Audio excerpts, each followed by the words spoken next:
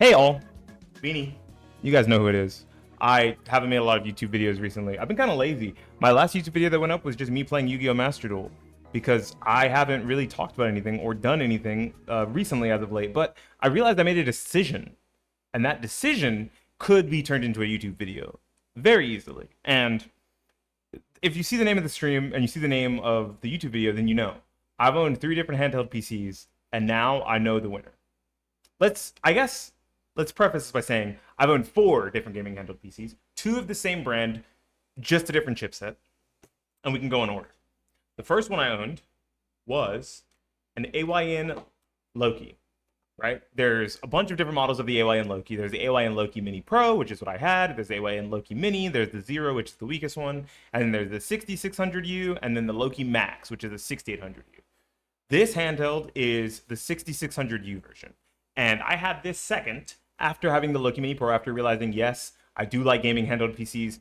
Yes, I do like the power and the portability of having a PC in the palm of my hands. And I like the form factor of most of these devices, especially this one. I think that the Loki Mini Pro and the Loki series, if you can find these at good prices and they're not busted, they're really good for just all around gaming. They have nice quality buttons. They have very good analog sticks, even though they're not Hall effect or anything, but there is thumbstick replacements out on the secondary market. They've got good buttons and triggers. While kind of loud, the triggers are a little loud, but they're very good. They have 2 back buttons. The AYN Loki software is really simple, and it stays out of the way, and I like it, right? I think it's like the Loki Command Center or something. Very neat little devices. They only have one USB-C port, and they have the TF card reader on the bottom, right? TF card reader has an SD card slot. This device is older, right? The most recent version of this device had the 6800U. That is on the same architecture as something like the Steam Deck, which is RDNA 2.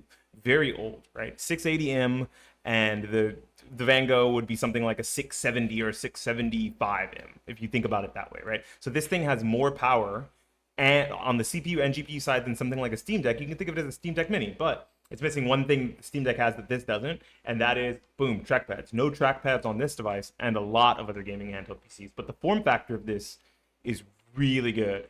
I now have Chimera OS on this, and I've gifted it to my wife. I put Chimera OS on it. I changed the thumbsticks to a color she wanted, and boom, it is now in its case, and it goes in her drawer. She uses it. She plays Catbait, Rumble Club. I don't know if she bought Stardew Valley yet. She should. I think she'd like it. It is now a Linux gaming PC. The one thing I didn't like about the Loki series is that there was no game aggregator front end. And there's no joy to mouse, so you have to tap on the screen a bunch, and that's a little annoying, especially with a smaller screen like the one on the Loki Mini and the Loki devices. And I say that because I just put this back in its case. The next device is on my desk, and it is a hulking monster in comparison, and that is Legion Go.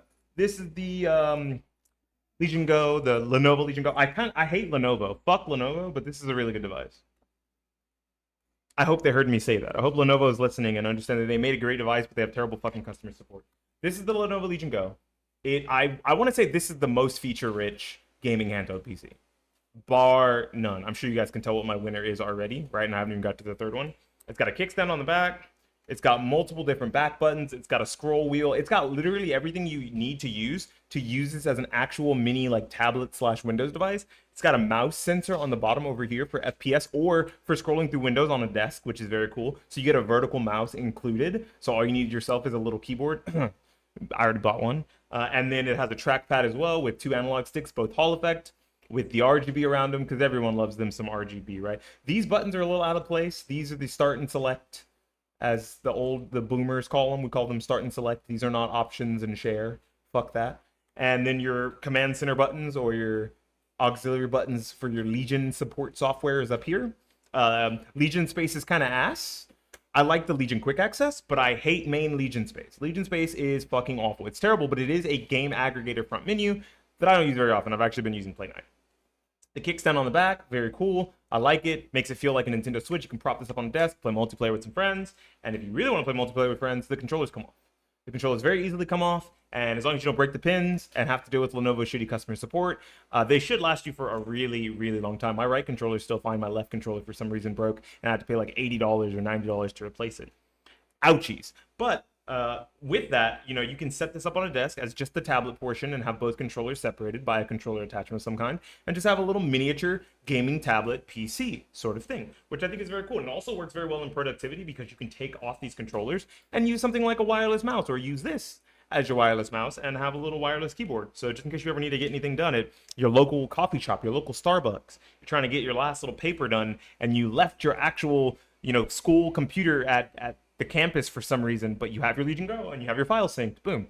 There you go. You can get stuff done on that as a college kid, or I don't know, you got to do a Zoom meeting and you're 30 like me, and you're doing a Zoom meeting with your bosses. Boom, you can use this, and they'll be none the wiser. They'll have no idea that you were on a gaming handheld PC the entire time. They both have built-in microphones and they both have built-in speakers. The speakers on the Legion Go are the worst of the three. They're very bad. They're not good.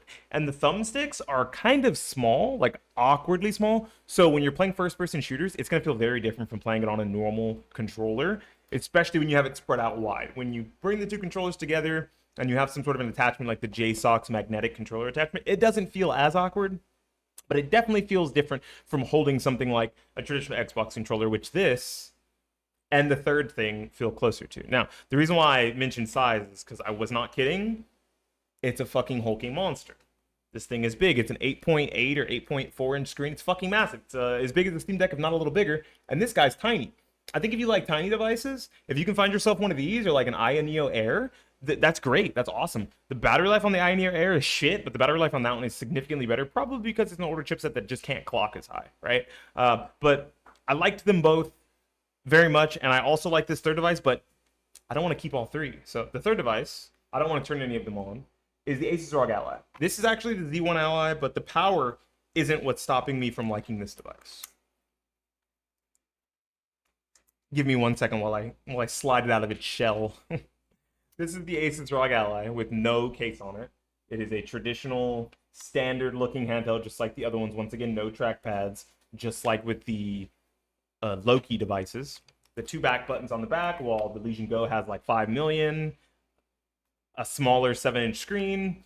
This does have jointed mouse, which means that you won't have to tap around on the screen as much, which is really nice. But it's got a flat back, right? It actually has significantly worse ergonomics than something smaller than it. Look at the grips here in comparison. This is a heavier and bigger device, and the grips in comparison are so much thinner. So much thinner, right? And these feel natural, like they curve to your hands, almost like a mini Steam Deck. And this is mostly flat back. Right, and maybe that works really well if you have like medium size or small hands, but I'm fucking 6'1", 6'2". I got some big hands, bro. I got big meaty claws. So like this thing is kind of awkward to hold because you end up leveraging your pinkies as a way to hold it up while you're playing. And playing for a bit, especially like floating, you'll notice, even though it's not as heavy as the Legion Go, you'll notice that you'll start to feel it.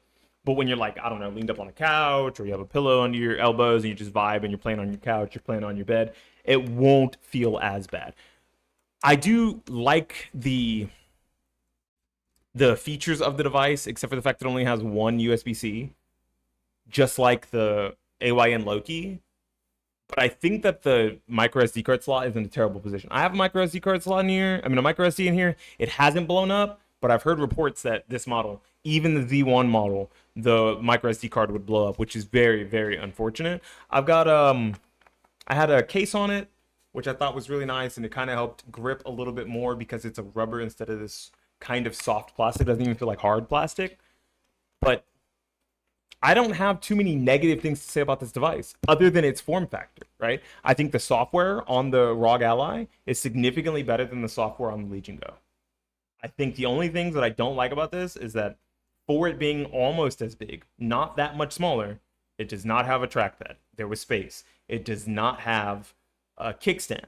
There is space on the back. It does not have detachable controllers. Now, I know that some of those things don't matter to people because they're traditionally scary things to have because they're movable parts, and movable parts can cause problems, like with my Legion Go. But the extra flexibility and versatility of those pieces means that it won't age as poorly, This will at some point just become a little indie machine and nothing else because it's got controllers strapped onto it, and you damn sure aren't using this shit to watch Netflix movies while you're on a plane.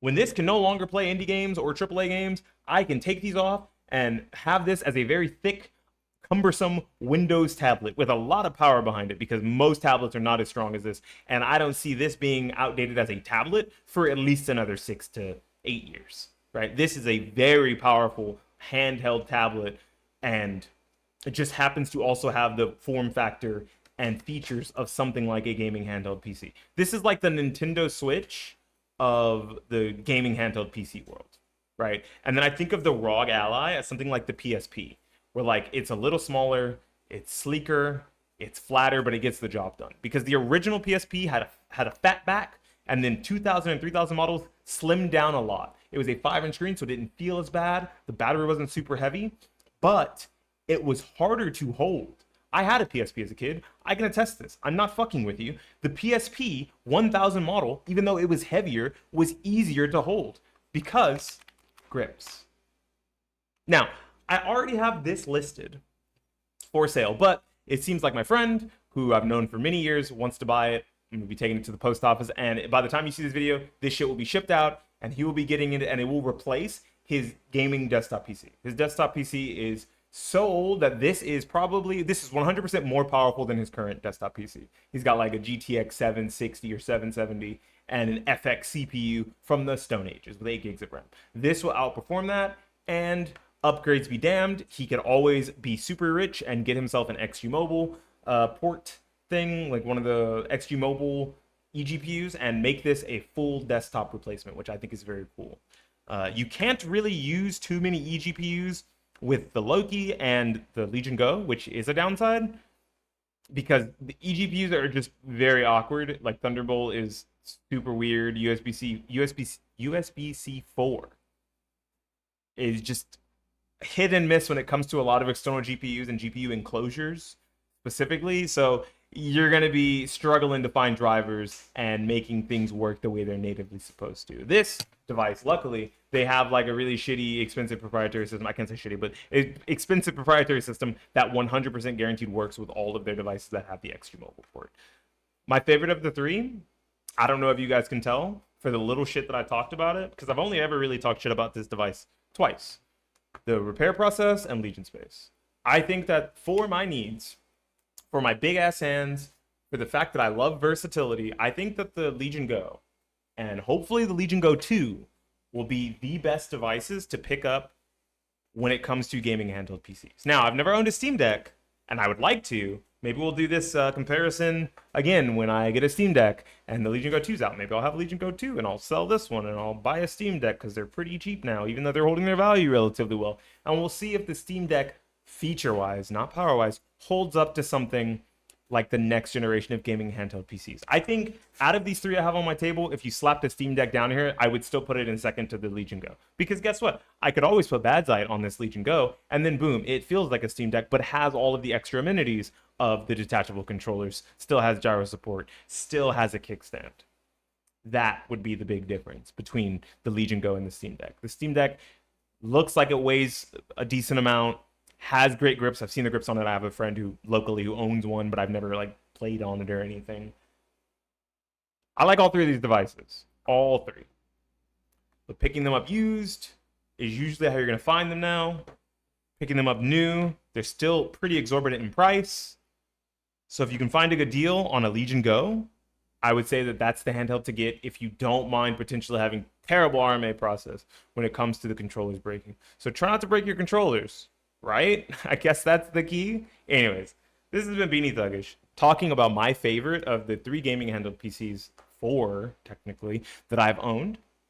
Tell me what your favorite gaming handheld PC is down in the comments section down below. It's probably the Steam Deck. Everyone loves the Steam Deck. I understand. It looks great, but I can't continue to justify buying these when I've already found the one that I think is perfect for me. Let me know how you guys feel about the Legion Go as my preferred gaming handheld PC of choice. Like the video, subscribe to the channel. I'm hoping to get to 1,000 subscribers eventually to make that mucho dinero on YouTube. And this has been Beanie Thuggish for the YouTubes, talking about owning three gaming handheld PCs and finally picking a king to rule them all. signing out and saying peace.